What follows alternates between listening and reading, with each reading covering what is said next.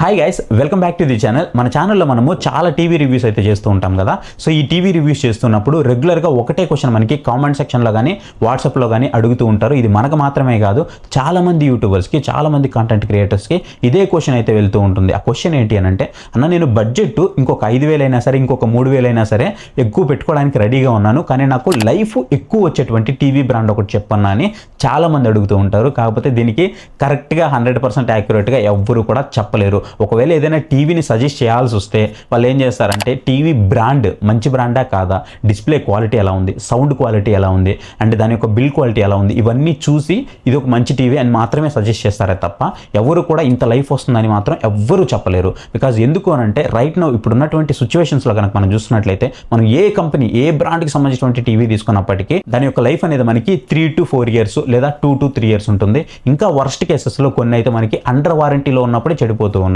So అలాంటి TVs అయితే ఉన్నాయి. అదే మనం ఒకప్పుడు చూసుకున్నట్లయితే మనకి 8 to 10 years వరకు అయితే టీవీస్ అయితే వాటి యొక్క లైఫ్ అనేది వచ్చాయి. ఇప్పుడు మనము చాలామంది మీరు వీడియో చూస్తున్నారు కదా, మీ ఇళ్లలో కూడా 10 years లేదా 8 years నుంచి యూజ్ చేస్తున్న టీవీలు ఉండే ఉంటాయి. ఒకవేళ ఉండుంటే మాత్రం ఖచ్చితంగా కామెంట్ సెక్షన్లో అయితే కామెంట్ చేయండి. అందుకే ఎవరు కూడా ఇప్పుడు అంత మంచి టీవీలు లేవు కాబట్టి ఇది పర్ఫెక్ట్ టీవీ, ఇది ఎక్కువ సంవత్సరాలు వస్తుంది అని ఎవరు కూడా చెప్పలేరు. ఒకవేళ అలా చెప్పాల్సి వస్తే మాత్రం చాలా గట్టిగా దాని మీద టెస్ట్ అయితే చేయాల్సి ఉంటుంది. అలాంటి టెస్ట్ చేయాలంటే మన వల్ల అయితే అస్సలు అవ్వదు. ఎందుకు అవ్వదు అని అంటే, మనం కొన్ని వందల సంఖ్యలో టీవీలు పర్చేస్ చేయాల్సి ఉంటుంది. అట్లీస్ట్ 10 సంఖ్యలో టీవీలు అయితే పర్చేస్ చేయాల్సి ఉంటుంది. కొన్ని వేల గంటలు, కొన్ని వందల రోజులు వాటి మీద స్పెండ్ చేసి మనం ఆ టెస్ట్ అయితే తీసుకురావాల్సి ఉంటుంది, రిపోర్ట్ని యాక్యురేట్గా చెప్పాలంటే. కానీ ఇది మన వల్ల అయితే అవ్వదు. కానీ కొన్ని ఆర్గనైజేషన్స్ అయితే పనిచేస్తాయి వీటి మీద. అలాంటి ఒక ఆర్గనైజేషనే artings.com అనమాట. వీళ్ళు టీవీల మీద అయితే టెస్ట్ చేసి కొన్ని టీవీ బ్రాండ్స్ అయితే మన ముందుకు తీసుకొచ్చారు. ఒక 3 టీవీ బ్రాండ్స్ అయితే తీసుకొచ్చారు. ఈ టీవీస్ కనుక మీరు తీసుకున్నట్లయితే మీకు ఖచ్చితంగా లైఫ్ ఎక్కువ వస్తుందని అయితే చెప్తున్నారు. సో అసలు ఏం టెస్ట్ చేశారు ఏంటి అనేది ఎవ్రీథింగ్ మాట్లాడదాం. ఏదైతే మనకి artings.com అని ఉందో, ఇది ఒక ఆర్గనైజేషన్ అనమాట. ఈ ఆర్గనైజేషన్ వాళ్ళు 2022 అక్టోబర్లో అయితే ఒక 100 టీవీలను అయితే తీసుకున్నారు. ఎల్ఈడి టీవీలు, QLED టీవీలు, మినీ ఎల్ఈడి టీవీలు, OLED టీవీలు, ఈ 4టిని అయితే తీసుకున్నారు. తీసుకొని రోజుకి 17 గంటల పాటు 2025 సెప్టెంబర్ వరకు అయితే టెస్ట్ చేశారనమాట. అంటే 3 years పాటు టెస్ట్ చేశారు. 18,000 hours అయితే టెస్ట్ చేశారు. 18,000 hours 3 years అంటే రోజుకి 17 hours అనమాట. అదే మనము మన రెగ్యులర్ యూసేజ్ కనుక చూసుకున్నట్లయితే మనకి 6 to 8 hours మాత్రమే ఉంటుంది. దాని ప్రకారం చూసుకున్నట్లయితే మనకి ఆల్మోస్ట్ ఒక 8 years నుంచి 9 years వరకు లైఫ్ అనేది అనుకోవచ్చు. సో అంతకాలం వీళ్ళు టెస్ట్ చేశారని అయితే చెప్పొచ్చు. వీళ్ళు ఈ టెస్ట్ చేస్తున్నప్పుడు కొన్ని అయితే గమనించారు. టీవీస్ దాదాపుగా కూడా వీళ్ళన్ని టెస్ట్ చేస్తున్నప్పుడు 10,000 hours వరకు కూడా అన్ని టీవీలు దాదాపుగా పనిచేశాయి. ఎప్పుడైతే 10,000 hours అనేది దాటిందో నెమ్మదిగా ఒక్కొక్క కంపెనీలో ఒక్కొక్క ప్రాబ్లం రావడం అనేది స్టార్ట్ చేశాయి అనమాట. సో వీళ్ళు చెప్తున్నది ఏంటి అని అంటే, 10,000 hours దాటిన తర్వాత మీ టీవీకి మినిమం గ్యారంటీ అయితే ఉండదు అని అయితే చెప్తూ ఉన్నారు. సో కొన్ని టీవీస్ అయితే మనకి 10,000 దాటిన తర్వాత వెంటనే కంప్లీట్ ఫెయిల్యూర్ అవడం, కొన్ని అయితే మనకి టెక్నికల్గా కొన్ని ఇష్యూస్ రావడం, కొన్నిట్లో కాంపోనెంట్స్ ఇష్యూస్ రావడం, కొన్నిట్లో డిస్ప్లేస్ ఇష్యూ రావడం. సో ఇట్లా చాలా అయితే వీళ్ళు నోటీస్ చేశారనమాట. అంటే వీళ్ళు చెప్తున్నది 10,000 hours అంటే మన డైలీ లైఫ్లో మనం యూజ్ చేసేదానికి ఒక 3 to 4 years లేదా 4 to 5 years అనమాట. అంటే యూసేజ్ని బట్టి.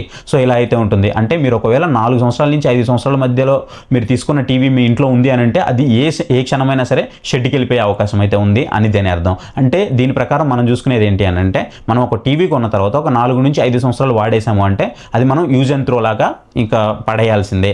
ఈ రోజుల్లో ఎవరు కూడా ఒకవేళ టీవీ ప్రాబ్లం వస్తే మళ్ళీ దాన్ని రిపేర్ చేసుకొని మళ్ళీ వాడుకుందాం అనే పరిస్థితి అయితే లేవు. ఎందుకంటే వాటికి కంప్లీట్గా స్పేర్ పార్ట్స్ అయితే దొరకట్లేదు అండ్ సరైన సర్వీసులు కూడా ఉండట్లేదు.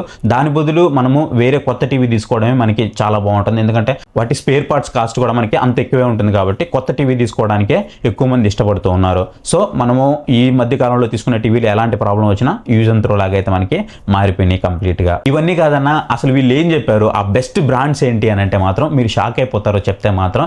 బెస్ట్ వీళ్ళు చెప్తున్న టాప్ 2 బ్రాండ్స్ వచ్చేటప్పటికి ఫస్ట్ LG అనమాట, రెండోది వచ్చేటప్పటికి TCL. ఇప్పుడు చాలా మందికి డౌట్ వచ్చేసి ఉంటుంది, TCL అనగానే అదేంటన్నా సామ్సంగ్, సోనీ పెద్ద పెద్ద బ్రాండ్స్ ఉన్నాయి, తోషిబా లాంటి బ్రాండ్స్ ఉన్నాయి, కానీ ఏంటిది LG TCL ఏంటి అసలు మాకు అర్థం కావట్లేదు అని అంటే మాత్రం, వీళ్ళు 24 టీవీస్ LG టీవీస్ అయితే తీసుకున్నారు. దాంట్లో ఒక్కటి మాత్రమే ఫెయిల్ అయింది. మిగతా 23 టీవీస్ చాలా బాగా అయితే రన్ అయ్యాయి. ఏంటి, ఆఫ్టర్ 18,000 hours తర్వాత కూడా బాగానే రన్ అయ్యాయి. ఏదైతే TCL ఉందో TCLలో 10 టీవీస్ అయితే తీసుకున్నారు. ఈ 10 టీవీస్లో కంప్లీట్ 18,000 hours ఇంకా దగ్గరగా ఇక కంప్లీట్గా ఎక్స్పెరిమెంట్ అంతా అయిపోతుంది, ఇక కంప్లీట్ చేసేస్తామనగా అప్పుడు ఒక్క టీవీ ప్రాబ్లం వచ్చిందంట. అందుకే వీళ్ళు ఏం చేస్తున్నారంటే ఫస్ట్లో LGని పెట్టారు, సెకండ్ TCLని అయితే పెట్టారు. సామ్సంగ్ కూడా పర్ఫార్మెన్స్ వైజ్గా బాగానే ఉంది, కానీ కొన్ని ఫెయిల్యూర్స్ అయితే మేము నోటీస్ చేసాము ఎలక్ట్రానికల్గానే అయితే వీళ్ళు చెప్తూ ఉన్నారు.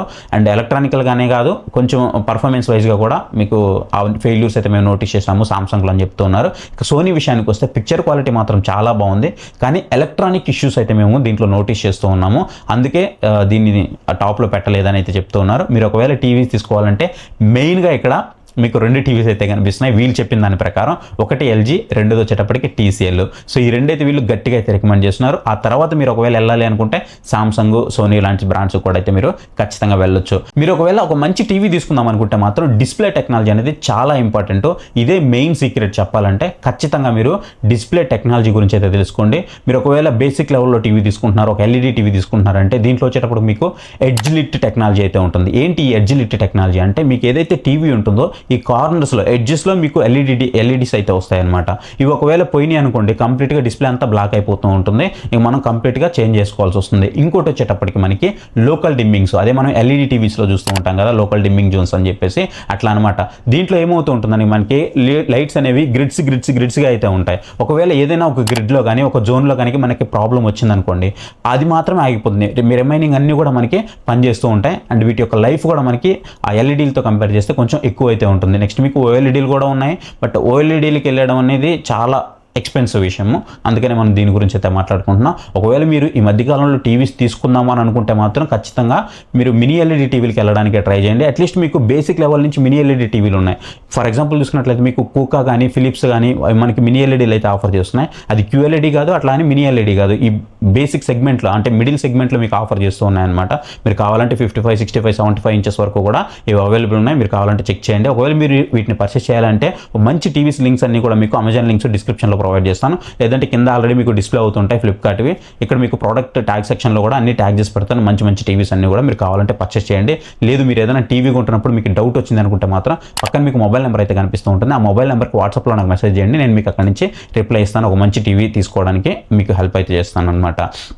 సో మీరు ఒకవేళ ఈ 2026లో టీవీ తీసుకోవాలనుకుంటే మాత్రం ఖచ్చితంగా ఫుల్ అరే లోకల్ డిమ్మింగ్ జోన్స్ ఉన్నటువంటి మినీ LED టీవీస్ మాత్రమే తీసుకోవడానికి అయితే ట్రై చేయండి. సో మినీ LED టీవీసే ఇప్పుడు మీకు మొత్తం కంప్లీట్గా మీరు LED టీవీలు కానీ QLED టీవీలు కానీ వాటి జోలికి అయితే వెళ్ళొద్దు. బడ్జెట్ తక్కువ ఉంది అని అనుకుంటే మాత్రం QLEDకి అయితే వెళ్ళండి.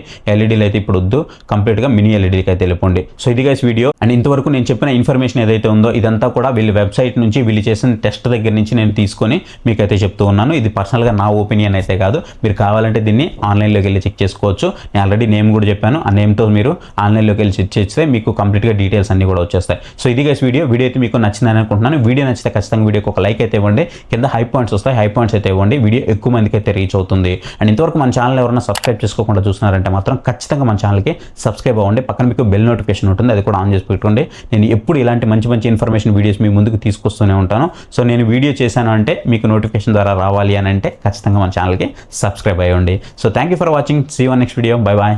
జై హింద్.